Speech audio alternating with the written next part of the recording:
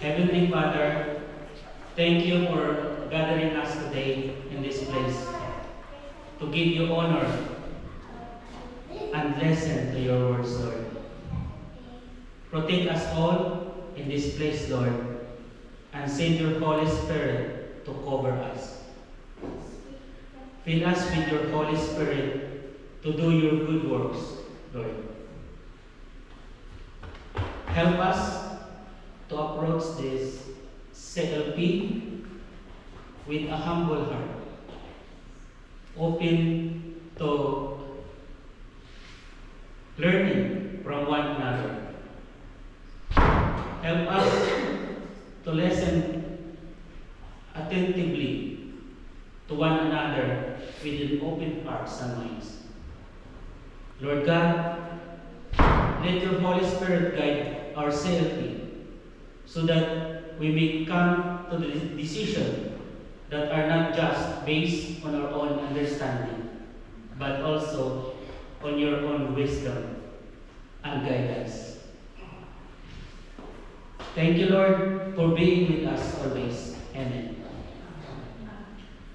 Let us pray the Lord's Prayer. Our Father, who art in heaven, hallowed be thy name. Thy kingdom come, thy will be done on earth as in heaven. Give us this day our daily bread, and forgive us our trespasses, as we forgive those who trespass against us. And lead us not into temptation, but deliver us from evil. Amen. In the name of the Father, the Son, and the Holy Spirit. Amen.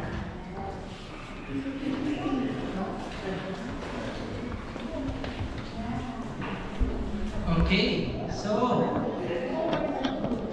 once again, good afternoon, brothers and sisters, to our participants and to our service team. Ayan. So we are blessed today with a good weather, and the day is longer. So after the CLP, the participants can roam around the city center if you want to. Okay, so I can see previous faces from last week and new faces or new participants for today. I would like to, of course, extend my thank you for everyone for being here and saying yes to God's calling to all of us here. Okay? So just a small recap from last week. For the benefit of our new participants. Okay? So the CLP will run for five days. So we usually do it one day a week. Supposedly before we used to do it once a week, one talk per week, but because of schedules, we try to compress it and So all in all, we have 2 modules. for the CLP. Each module has 4 talks, so total of 8 talks at the end of the CLP program. Okay? And we are now down to our talk number 2 and talk number 3. And I will gonna have a small recap of the talk number 1 that we have last week. Okay? So for the previous participants, can you still remember our talk number 1 from last week? Anyone? Okay. Anyway, so the talk from last week is about God's love. Okay? And God's love has 3 core messages for us. The first is God's love creates.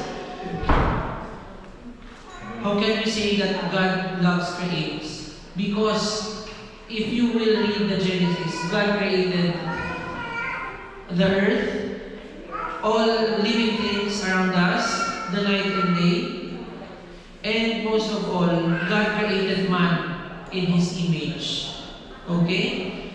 In the divine image, God created him, and what better demonstration of God's love than being created in the image of the Creator? Second is God's love forgives. Are you aware of the parable of the prodigal son? Yeah? The prodigal son? Actually, the prodigal son is, it actually focuses on the father, not really on the son, or the 2 sons of the character. So as I have said, on the prodigal son, the central figure is really the father. It's not about the 2 sons. Okay? It is a graphic story of God's love. A God who is passionately in love with all His children. Just like our Father in heaven, He is patiently waiting for us to come back to Him. What awaits us is a lavish and generous love. A Father ready to forgive His children's sin despite His children's past. Because as you can see, God's love creates. Yeah? God provided everything for us. Okay? He created all the living things, the animals, the mountains, the seas. But what did man do despite these things? Because of our free will, man sinned. Yeah? But even though we sinned, God's love forgives. Just like what the father in the prodigal son story is showing us. And of course, lastly, God's love redeems. The fullest revelation of God's love is the giving of His only begotten Son to suffer and die that we may have eternal life. God's love is most of all a love that redeems. Sabi nga sa Bible, for God so loved the world that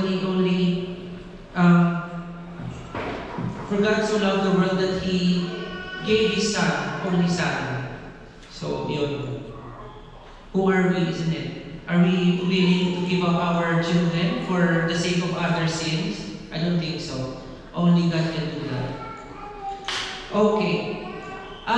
Do we have any question for the last talk that we had last week? Any clarifications? Nothing? Okay. Anyway, just a small reminder for everyone for our house rules. So, the toilets are outside. When you pass by from the entrance, there's a female and male bathrooms there. Not bathrooms, toilets. We have our kids watch on the other room by the left-hand side there. And, yeah, what else? Fire exit here, of course, there's another there, but hopefully there's no fire. So, God bless us all, but yeah, hopefully not.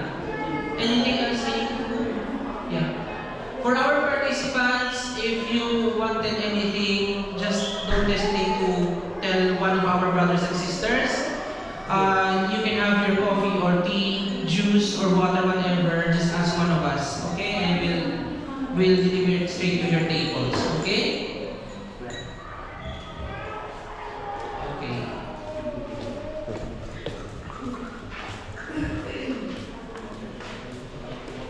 We just want to check our...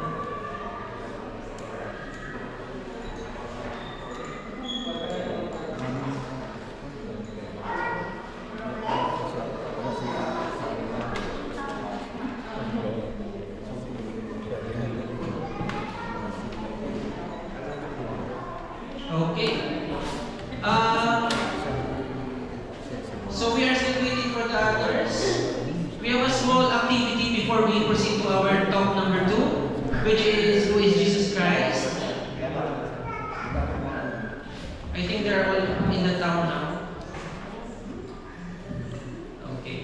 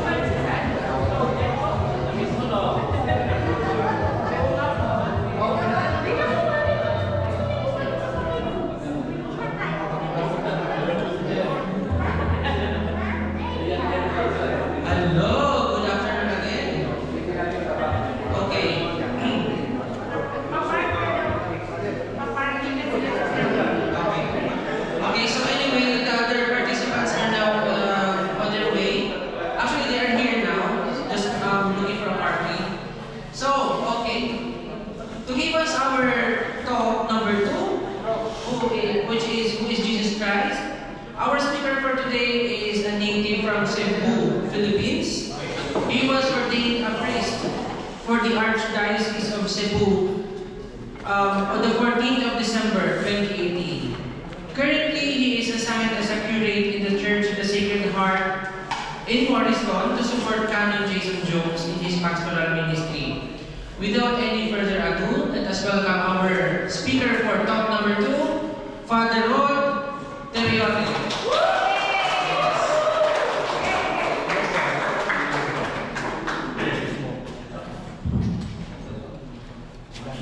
Good afternoon, everyone.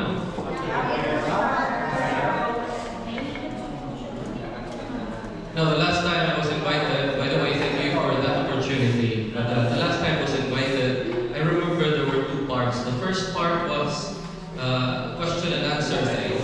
Then the second part was the talk.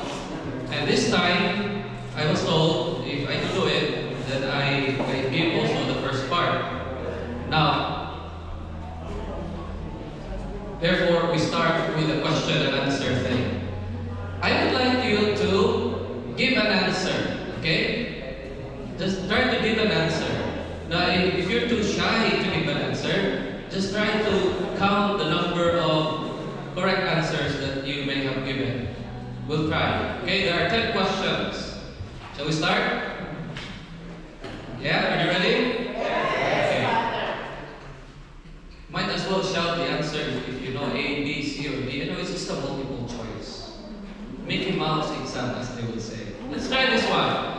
Who was the Roman authority who called for the census at the time of the birth of Jesus? Was it A, Augustus Caesar, B, Tiberius Caesar, C, Julius Caesar, D, Claudius? Who says C? Who says B? Who says A? Parang I don't know. Oh, this is interesting. It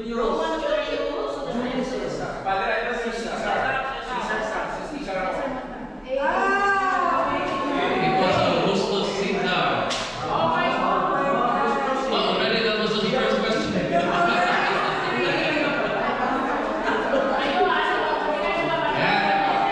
We just celebrated Christmas a few months ago, no? So, well, sometimes we do get confused with names and everything. That's fine, that's fine.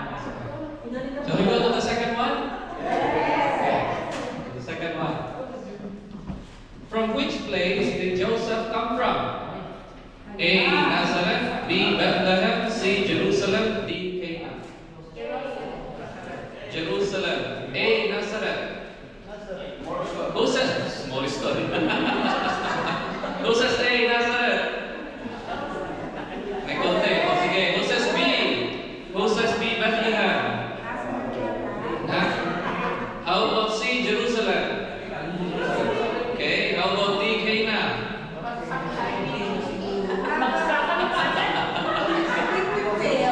Now, remember, there was the census, right?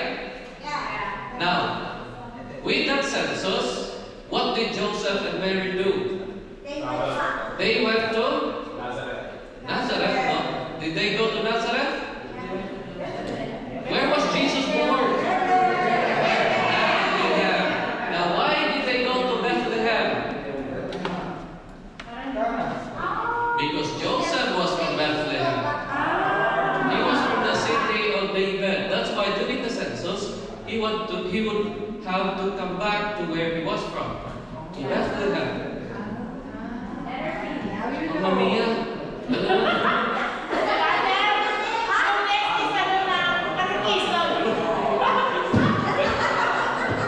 Okay, so you can read it back to chapter 3 before. Okay, let's go to the third one. Third question. Good afternoon, welcome. Now, this one. To which place did Mary go to visit her cousin Elizabeth? A, Bethsaida, B, Capernaum, C, Mount Hermon,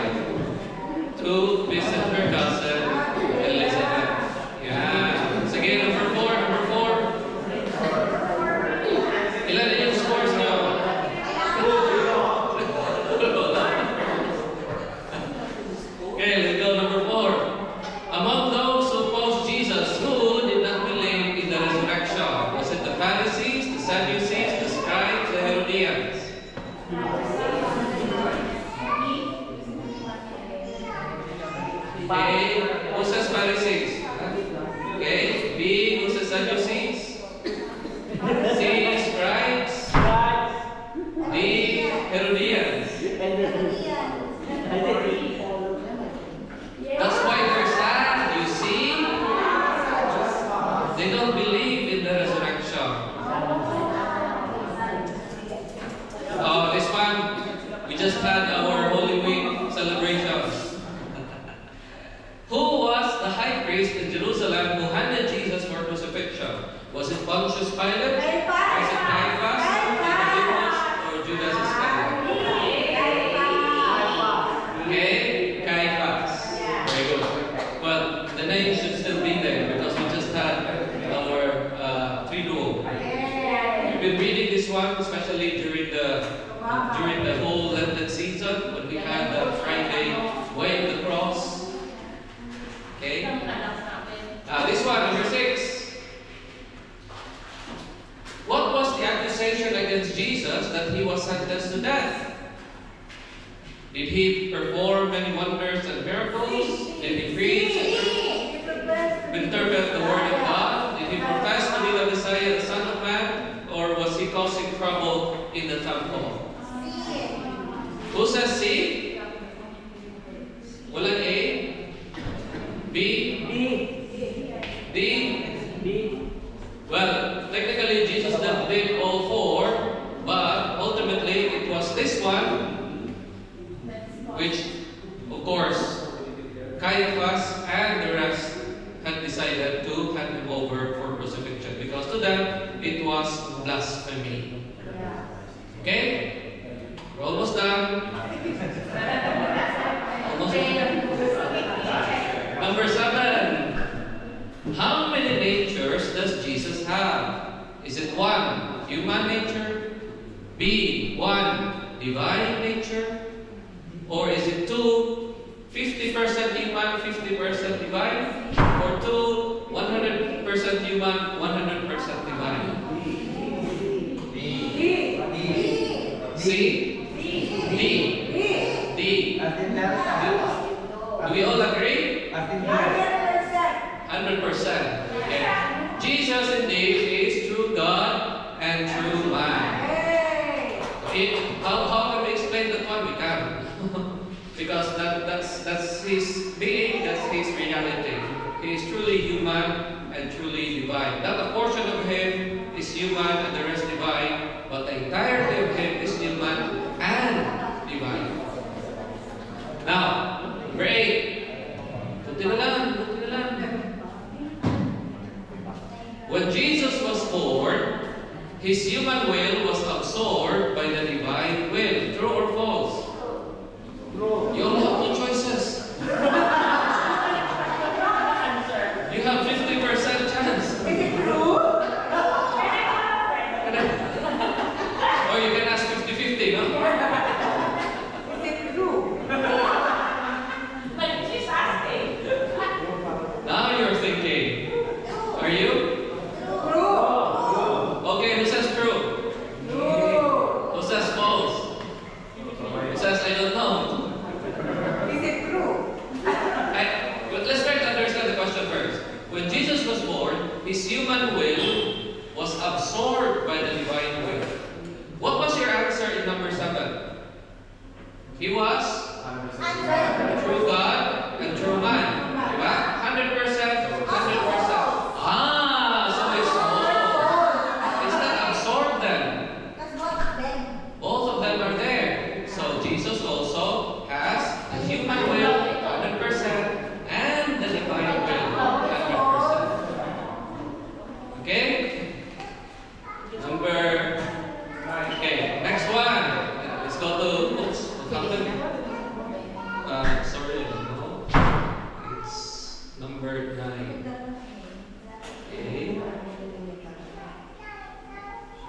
9. Mary only gave birth to the human nature of Jesus. Remember that Mary is human.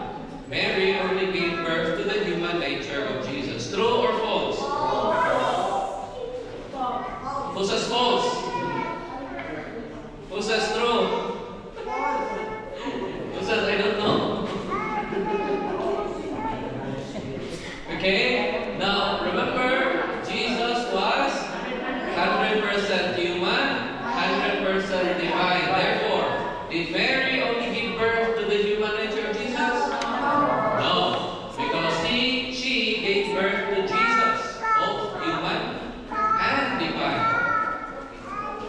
Now, that's a tricky question there, but you have to remember that it is about the person of Jesus. That is why we call Mary the mother of God.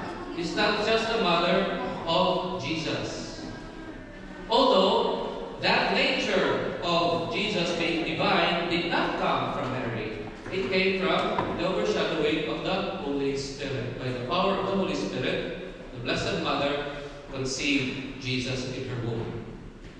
Now, last one. This is very easy. Jesus, because he is the Son, is subordinate to the Father. Trolls?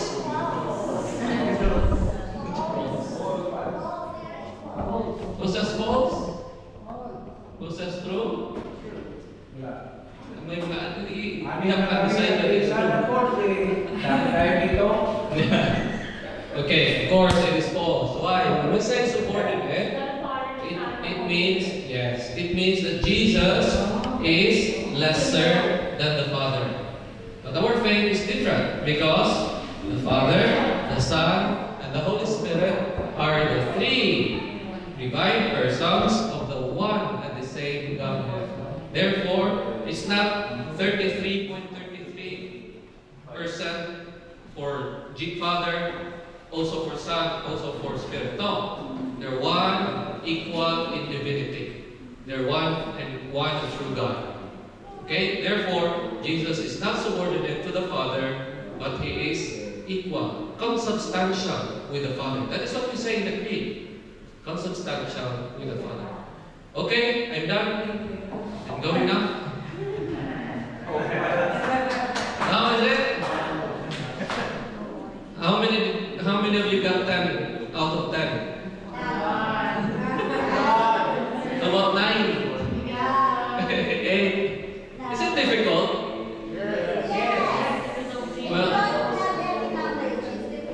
Well, maybe, but at the same time, it's just that we are never attentive to these things. You know? And that is why we are having this session this afternoon. So that, yes, it is true that God is a mystery. We cannot really understand fathom God, no?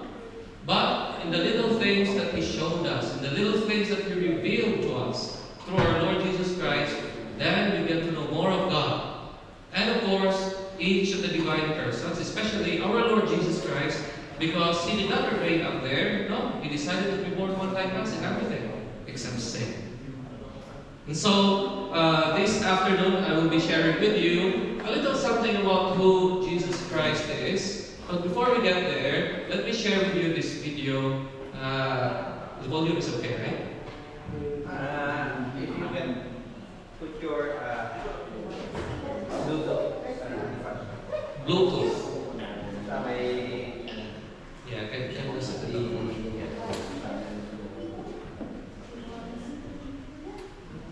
Okay, now, you know, the last time I was invited to share, technically more or less the same thing what I'm sharing you right now.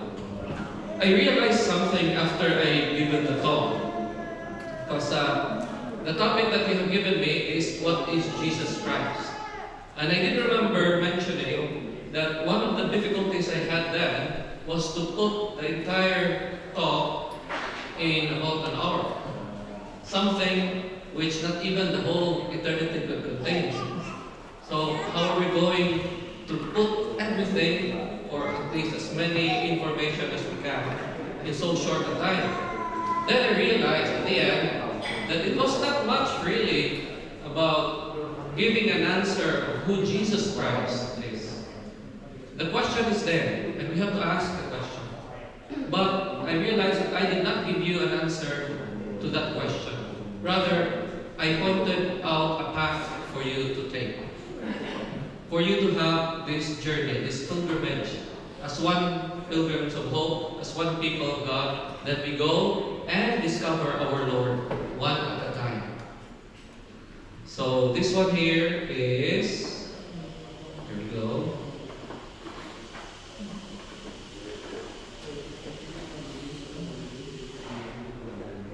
It's not playing. I think it's playing from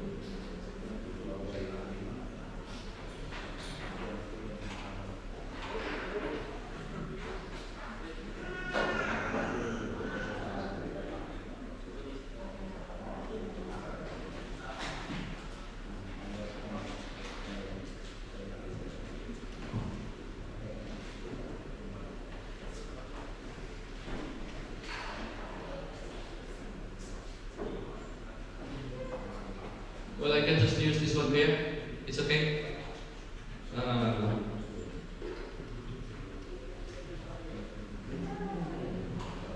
There we go. It's just One more father. Okay.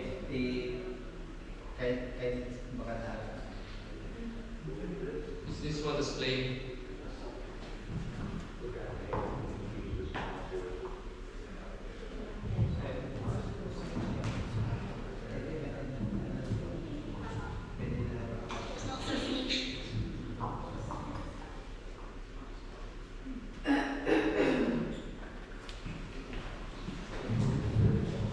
Joseph is my son. Look at me, Jesus, Bar Joseph. Why did the Phoenicians cut the hair of Samson? Forgive me, Rabbi, but it was not the Phoenicians, it was the Philistines, and they cut his hair to make him weep. Where is Elisha, who was taken up in the chariot? It was Elisha who was taken up. Elisha is with the Lord. Who resides in the Garden of Eden? No one. There's no one in Eden. There is no one in Eden, writing this and all the deeds of the world down. Men say it is Enoch, but Eden's empty, until the Lord says all the world will be Eden again. Why did the Lord break his covenant with King David? The Lord does not break his covenant. The throne is there. Where is the king? He will come, and his house will last forever. But will the carpenter build it? Yes, there's always a carpenter. Even the Lord himself is a carpenter sometimes. How is the Lord a carpenter? Tell me. Did the Lord himself tell no one how to build the ark, or cut a wood use, and how it should be pitched? And wasn't it the Lord who granted the vision of the new temple to prophet Ezekiel with the dimensions of the galleries, the gates, the altar? Yes, what? And when the Lord made the world, wasn't wisdom there like a master craftsman? If wisdom is not the Lord, what is wisdom? And when Cyrus the Persian decreed that we could return to the Holy Land, the carpenters came home to build the temple as the Lord said it should be built.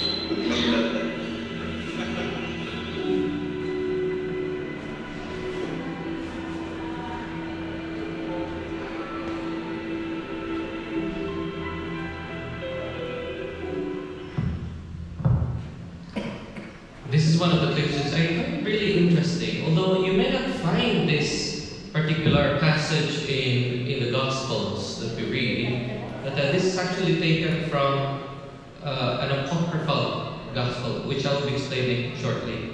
But you know, the life of our Lord Jesus Christ has always been interesting because not only is he true man, but he is actually also true God. And so despite his age, he's always been, you know, in the four Gospels, we hear our Lord Jesus Christ, especially that particular passage where our Lord was found in the temple, was lost, and then was found in the temple. He was sitting together with all those learned. And so, we therefore try to at least get to know more about our Lord, because there's so much of Him that we really need to figure out.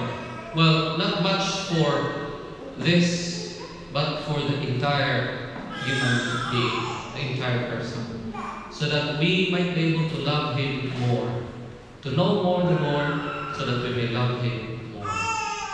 And this passage hopefully will help us in our journey this evening. Can we read this one together? And Jesus went on with his disciples to the villages of Galilee.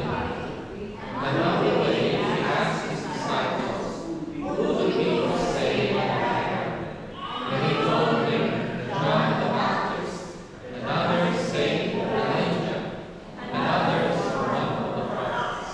And he asked them, but who do you say that I am? Peter answered him, you are the Christ.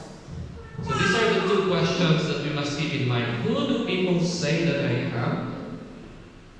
And who do you say that I am? Who do people say that I am? And who do you say that I am? Now, when we talk about our Lord, we have to remember that we actually have different sources. And one of the most important sources about the life and works of our Lord, we can find this in the 4 Gospels. What are the 4 Gospels? Matthew, Mark, Luke, and John. Okay, these are the 4 Gospels. Matthew, Mark, Luke, and John. And there are also other New Testament writings. As we, in these past few days and in the coming days, we have been reading from what book? From the Acts of the Apostles, for example. And there we hear a lot of records, a lot of reports about our Lord Jesus Christ appearing, even to Paul, even to St. Paul, our Lord appeared to him. And of course, in the many other writings in the New Testament. There are also non-Christian sources. Actually, after our Lord Jesus was crucified, after he died, he rose again, and there was this great commotion in Jerusalem. There were historians already recording the events of those years. And they were not Christians. They were not even believers. They were working for Rome. And they started recording about this certain Jesus of Nazareth. They were talking about Jesus of Nazareth. And you might have noticed that in the creed that we say, we also mention the name Pontius Pilate. And when we say Pontius Pilate, it's not just a name because we want to put the name there, no. But because Pontius Pilate actually, of course, the Roman governor, was listed, the name you could find in the history of Rome, especially in their annals, as they call it one, the annual records that they have for Rome. And so, even at that time, Jesus already, his name, his existence, has always been well established. And of course, there is also what we call the Apocryphal Gospels. Now, we have the 4 Gospels, but we also have the Apocryphal Gospels. What are the Apocryphal Gospels? These Apocryphal Gospels are books which are not part of the 4 official list of the church. Now, why are they not part of the 4? Because there's no need to put them there, and sometimes something is not right in its writing. So the question of authenticity, the question of inspiration was always considered. Have you not wondered that when we talk about Christmas, there are 3 kings? And we've got names of the 3 kings. What are the names of the 3 kings? Melchor, Gaspar, Balthasar. Where did we get the names?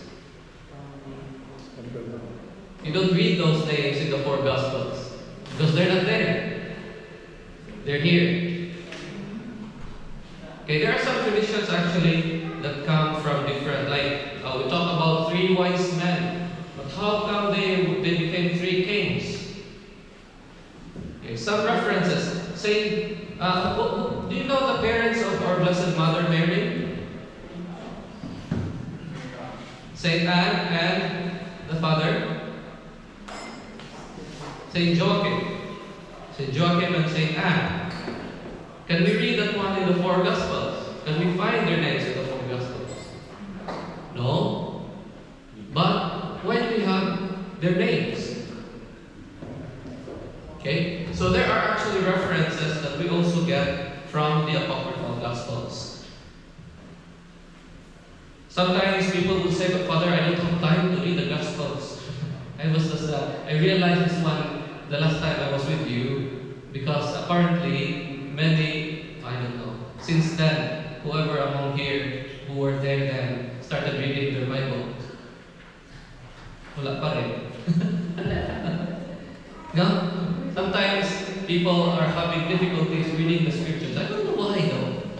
It's really interesting that, especially the Gospels, they're not really that difficult to read, but somehow we don't have that much passion, that much love. We can spend hours and hours with Netflix, or I don't know, Prime videos, or what is other one. How many movies can we see in a day? Jen? Nasa si Jen? Joseph? Wala sila dito? Yeah.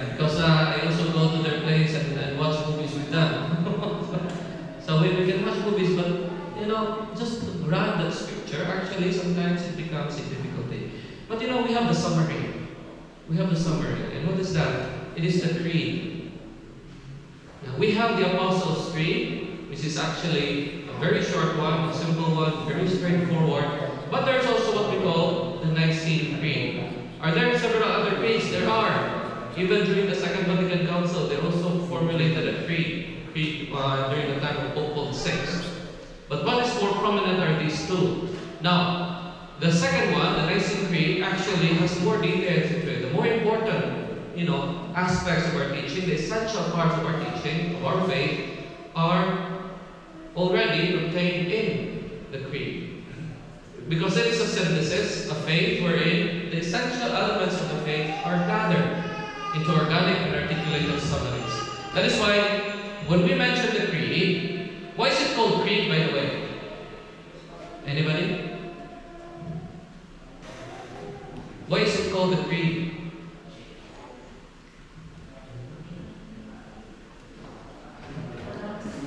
Do you know that we have a creed? Yes. Do we recite the creed? Yes. When? At Mass? All the Masses? Yes. Especially the Sunday Mass and solemnities. Okay? When we recite the Rosary, or when we do the chaplet, we recite the creed. Now, what is a creed? Why is it called a creed? Because the first word of the whole text is credo. I believe. So that is why its name creed comes actually from the first word, credo. Credo, the first person singular. I believe. That is what we believe in. Now, what do we believe in? What do we say in the creed? I believe in God. How many gods? One. That's why it's in the singular. I believe in God. Now, who is this God? The Father Almighty, and in Jesus Christ, His only begotten Son, and in the Holy Spirit, the Lord, the giver of life. Okay? So everything that has got to do with the Father, we put it there already. Creator of heaven and earth, of all things visible and invisible. Then our Lord Jesus Christ. Then all the aspects of our Lord that we need to believe in is there. Then the Holy Spirit. Father, where's the church? Then we say, I believe in one holy Catholic Apostolic Church. That is part of the fruit of the Holy Spirit. Okay, the church is part of the Holy Spirit. It's not a different entity on its own. Because it is because of the Holy Spirit that we also have the church as we know it.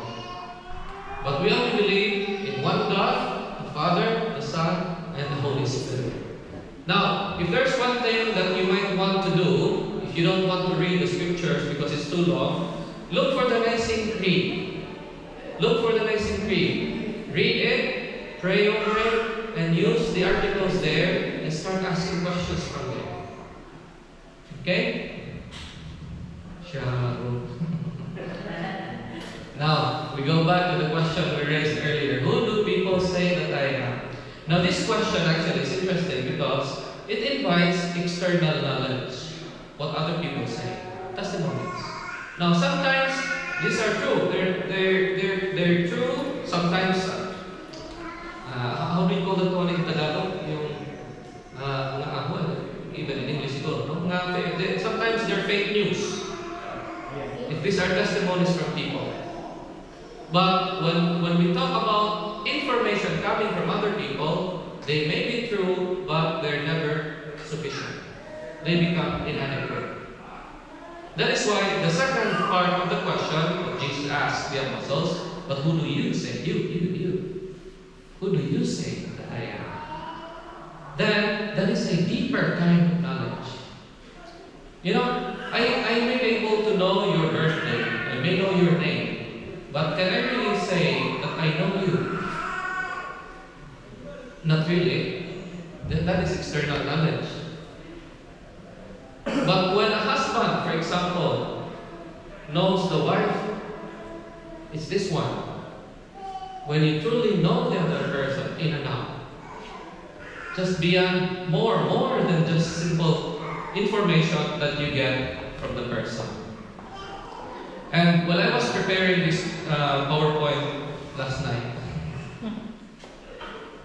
you know, I was reading also the homily. I was following the Mass yesterday, the homily of our new Pope, Pope Leo XIV. And he was actually also quoting this same passage.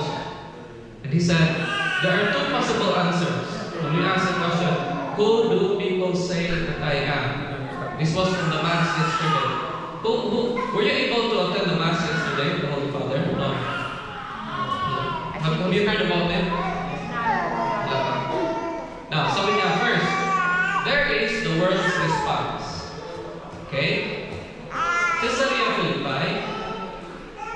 This is actually an interesting place because it is not, it's not just any ordinary place, Caesarea Philippi, but it's a place filled with luxurious palaces, set in a magnificent natural landscape at the foot of Mount Hermon, but also a place of cruel power plays and the scene of betrayals and infidelity.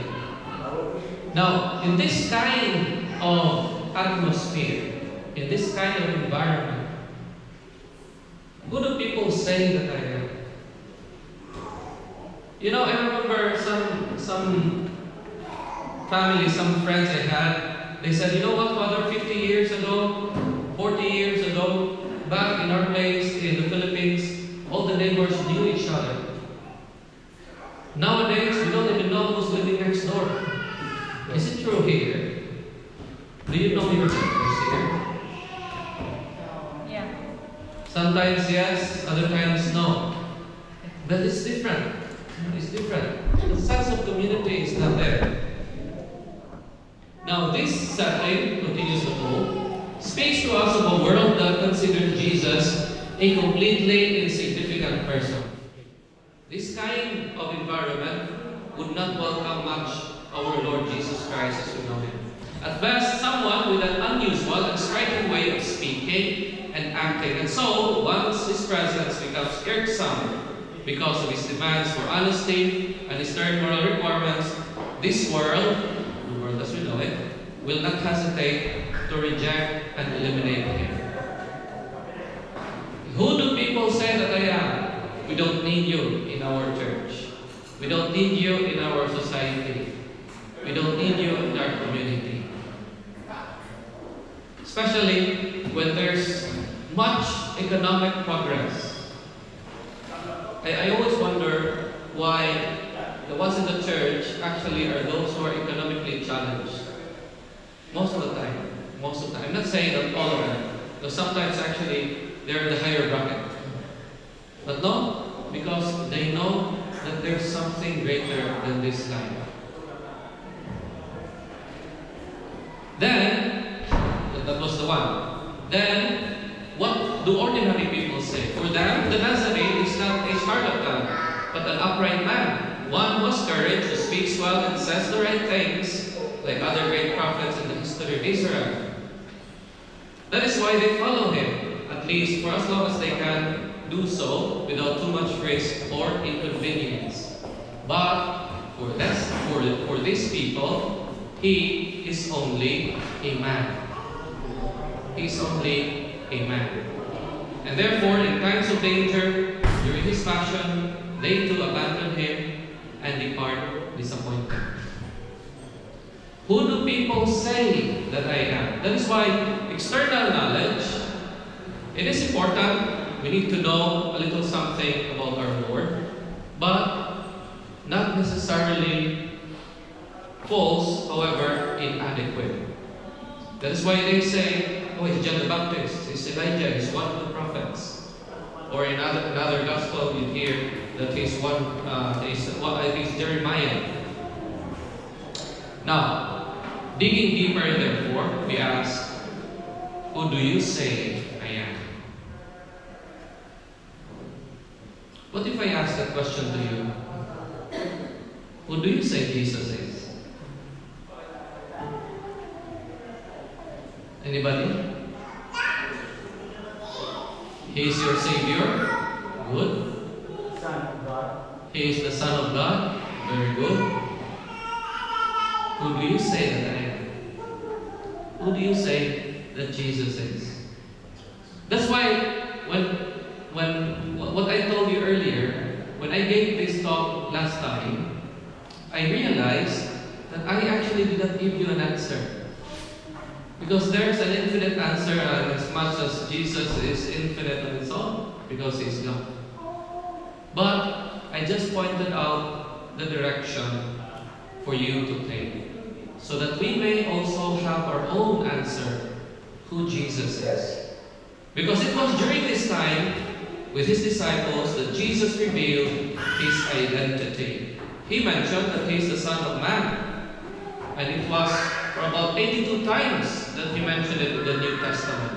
And you would notice it because if you start reading the Gospels, you would realize very soon that Jesus actually makes use of the title very often, the Son of Man, the Son of Man, the Son of Man, referring to himself. Okay? Now, but this Son of Man, already the prophet Daniel, we hear this prophecy. I saw in the night visions, and behold, with the clouds of heaven, there came one like a Son of Man, and he came to the Ancient of Days and was presented before him. And to him was given dominion and glory and power, that all peoples, nations, and languages should serve him. His dominion is an everlasting dominion which shall not pass away, and his kingdom one that shall not be destroyed. And Jesus, although here, Daniel still did not know who this man is, because this was a prophecy. And that is why he's using an indefinite article, a Son of Man. But Jesus already, he knew he is the Lord. And so he says, the Son of Man. There's no other that you should be waiting for, because he is it. Other times, Jesus would just simply use the title, the Son. All things have been handed over to me by my Father, and no one knows the Son except the Father, and no one knows the Father except the Son, and anyone to whom the Son chooses to reveal him. You know, something very beautiful when we talk about Jesus as the Son is that he is also revealing that he is in a relationship with a Father. You cannot be a son without your parent. And of course, Son in particular, in relation to his Father. Now, when we talk about Jesus as the Son, that means he's just like the Father. I don't know if you've noticed, one time I was celebrating a Mass, and I told the people that my Father is here with us. My Father is here with us during this celebration. And they were trying to figure out who my Father was. And then they were looking around, and they soon realized that my Father was seated in one of those benches there. Why? Because they saw in his face my face, and in my face his face. Well, that's a father and son relationship. We look alike. Even here, I know you're just like your mom. You're just like your mom. Why? The way you walk, my mom walks like this. She's like my dad said. You're like your mom.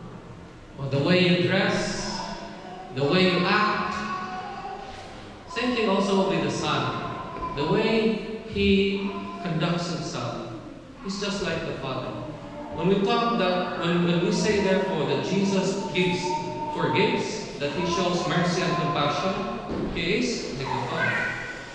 Because the Father also shows mercy and compassion and everything else. No one has ever seen God, the only God, who is at the Father's side. He has made him known. That is why when we talk about our Lord Jesus Christ coming down, remember that passage where the disciples were asking, can you show us the Father? Show us the Father. And Jesus said, I'm still not understood. How long have I been with you? Whoever has seen me has seen the Father. What else is there for us to know when Jesus already revealed everything about the Father, about himself, everything that we need to know for our salvation? And of course, even the Holy Spirit. Well, I think the problem is that we don't read the Bible. So he did make the revelations, but we don't know the revelations because, again, we don't read the scriptures. Another title that he is fond of using is I am. I am. He said to them, you are from below, I am from above.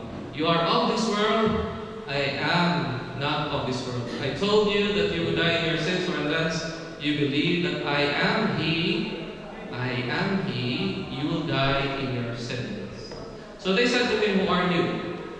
Jesus said to them, just as I have been telling you from the beginning, I have much to say about you and much to judge, but He who sent me is true, and I declare to the world that I have heard from Him, what I have heard from Him. They did not understand that He had been speaking to them about the Father. So Jesus said to them, when you have lifted up the Son of Man, then you will know that I am He. Remember that I am He, and that I do nothing of my own authority, but speak just as the Father taught me. And He who sent me is with me. He who has not left me alone, or always do the things that are pleasing to Him. As He was saying these things, many believed Him. Remember in the Old Testament, God gave His name to someone. Who was that someone? Did God give His name to Abraham? No. Did God give His name to Isaac? To Jacob, Israel?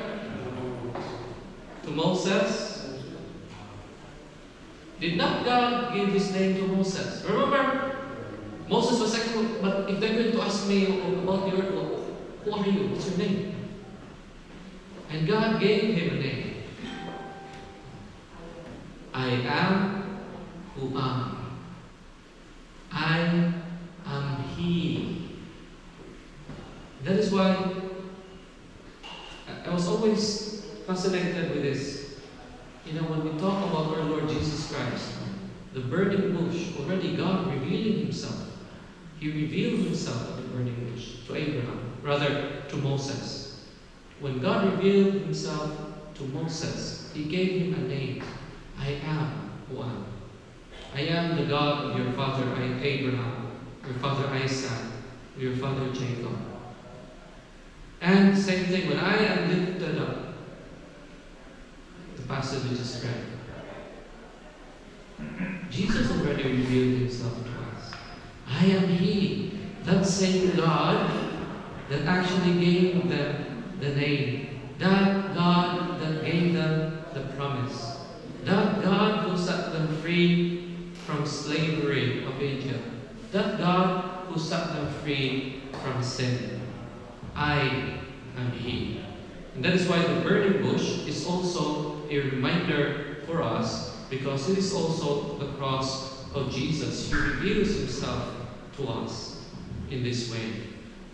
And so, who do you say that I am?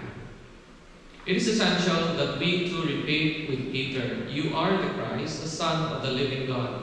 This is again from the Homily of Pope Leo XIV from yesterday's celebration. It is essential to do this, first of all, in our personal relationship with the Lord. Now, this is a key word here, personal relationship with the Lord. In our commitment to a daily journey of conversion. Then, to do so as a church, experiencing together our fidelity to the Lord and bringing the good news to all. I think this is something that is difficult to understand at the moment, because we don't have that personal relationship with Him. I've always been fascinated about the fact, this courtship thing. This is couples for Christ. Do you remember your days of courtship? Yeah? How much did you spend? Did you not try to earn as much as you could so that you can treat each other out? Did you not put on the best clothes with all the perfume and everything? Did you not brush your teeth every time before you go and meet the other? Did you not take a bath every day because you're going out on a date? All the best that we could provide, it's there. It's there in those days of courtship. And why is that? Because we're trying to build a personal relationship with a person. It's not just an ideal relationship, but a personal relationship. We give our best. And that is why sometimes I do ask that question when people, for example, would come to Mass. But they're not properly dressed for the Mass. This is interesting. Why would you not properly dress for the Mass? Well, Father, it's winter time. I only have one pair of jacket. Okay. From beginning of October until the end of March. You haven't even washed it once. Sometimes it happens. Or during summertime. Just, I don't know, half naked, coming to church. Why? You're not trying to establish a personal relationship. You will always bring the best of you when you go and meet the person you'd like to get to know. Always, always. That is why we always bring our best. Yes, with our imperfection, with our sins, with our faults. But we try to bring our best because we want to establish a personal relationship with Him. Let me end with this quote from Pope Benedict's encyclical Deus Caritas Est. This is actually, to me, this is the core message which I would like to give to bring you this afternoon. He says, being a Christian is not the result of an ethical choice or a lofty idea, but the encounter. The encounter with an event, a person which gives life a new horizon and a decisive direction. You know, it is that encounter that is important. I'm going to share with you, I don't know if I've shared this one last time, but I'm going to share with you this singular occasion about the beauty of the Mass. I was still in my year 8, second year high school, and we were invited to go to the shrine of Pedro Calungsod. And I was there, one of the students, one of the seminarians, seated in front. I did not want to sit in the back because I just get distracted, so I'd rather sit in front. And I was able to, the choir was very lovely. I did not realize that later on I would become the organist, musical director of that same choir. No? But then I was just one of the people there, seated in the congregation. The Mass was properly celebrated, very solemn, very prayerful. The homily was very on point. And then, during the consecration, I don't know what happened, I just started crying.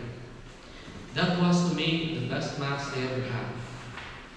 Did it ever happen again? No. Not even with the Mass of Pope Francis, Pope Benedict. I did not have that similar experience. It was just on one occasion. But that was the encounter which was to me more than enough. And the only prayer I would always do when I celebrate the Mass is that hopefully in the many Masses that I'm celebrating, even if it's just for one occasion, someone would feel exactly the same way I felt back then. So that you may also have that encounter with the Lord. And that was enough for me to continue, even with all the doubts and uncertainties and all the many other trials and difficulties in life. That was enough for me to move on because of that encounter. Now, does it mean that that was it and nothing else was going on in life? There were a lot of other things. Because if you're going to ask me now, who do I say Jesus is? Well, the first thing I could tell you is that He's my friend. Just a friend. No? I can talk to Him. I can be who I am in front of Him. I know that I'm not judged when I talk to Him. I tell Him everything about me. But yeah, at the same time, He is also my Lord. I follow Him. Tomorrow we will be celebrating the Good Shepherd Sunday. It's actually a good occasion for us to remember that Jesus is our shepherd. And therefore, we have to remember that we are following Him. I don't want you to follow me. That's not my point. But I will only direct you to where Jesus is. That is why I'm not going to give you an answer to the question, who is Jesus Christ? No. But I will point you out to that direction. First, come to Mass. Come to Mass. There's no point talking about who Jesus Christ is if we do not even go to Mass. Come to Mass. Establish, have that personal relationship with Him. Make that encounter with Him. Pray for that grace. Next, do your best to read the Scriptures. Try. Read the Scriptures. And that is why I realized last time that not many even are reading the Scriptures. I made it a point to put it in this presentation. We have the creed, at least, the summary of our faith. Go and use the creed for your prayer. Don't just recite it. Pray using the words of the creed. And you will soon realize that there are a lot of things that are very beautiful in our faith that we need to go and discern. We need to go and ask questions. We need to go and grow. Okay? So who is Jesus Christ? I will give back to you the question, but who do you say I am? Thank you and good afternoon. I hope you learned something.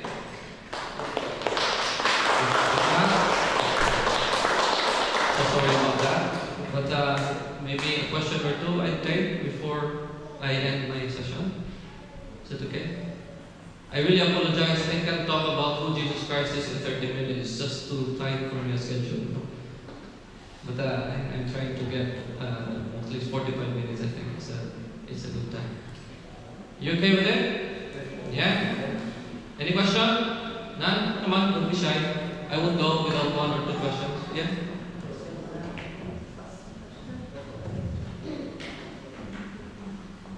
Who is Jesus Christ to you, Father? I just said it.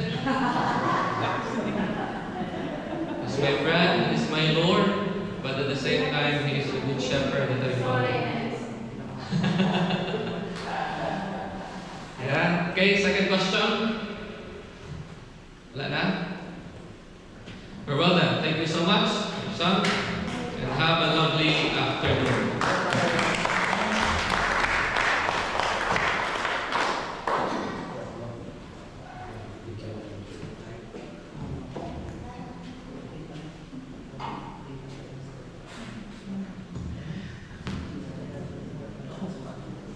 Thank you so much, Brother Rod, for that wonderful talk. So it leaves us our participants, the service team, the question, who is Jesus Christ? So hopefully, we will know Him better. Alright, I will just like invite everyone to stand up and do our Divine Mercy.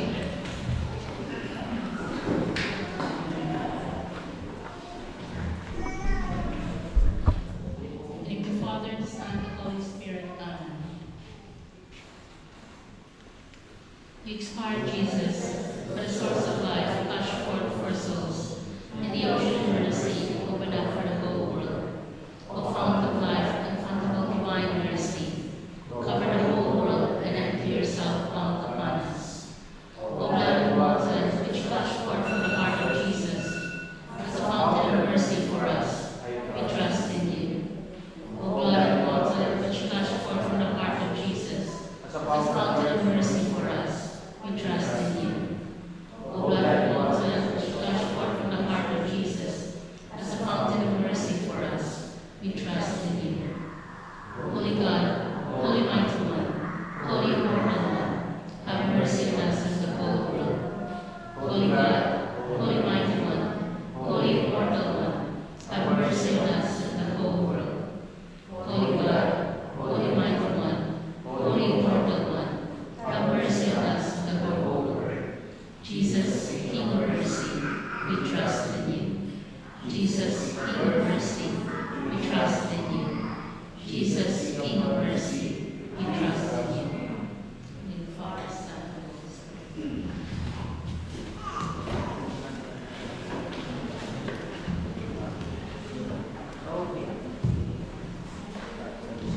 Alright.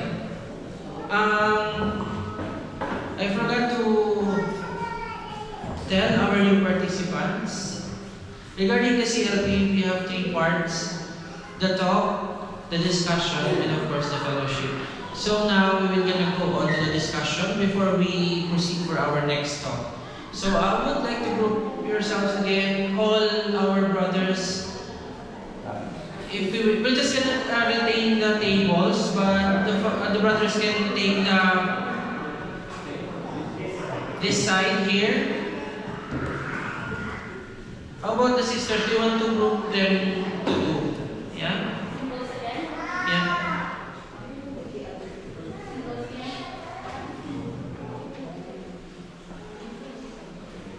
First, how do you want to group the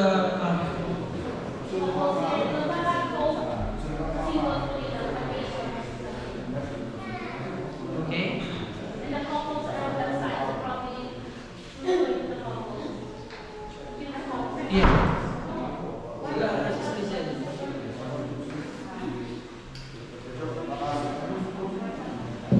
Okay, so yeah, all the brothers will go at this side here at the back. You can occupy the space here. The singles will occupy the front table.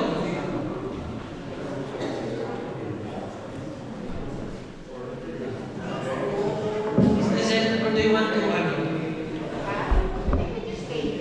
Yeah. So Sister Mignon will take the whole.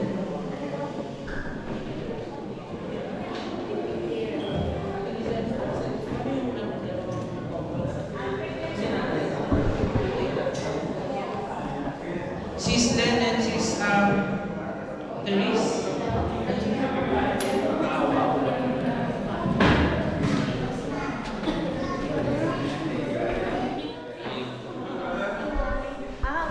Okay, all settled?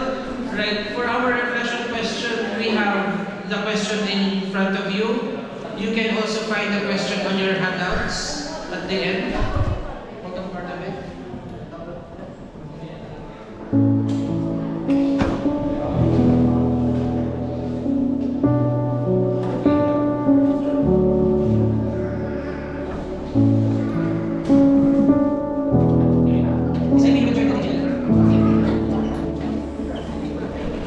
Okay, thanks so much. I'll be back in 30 minutes.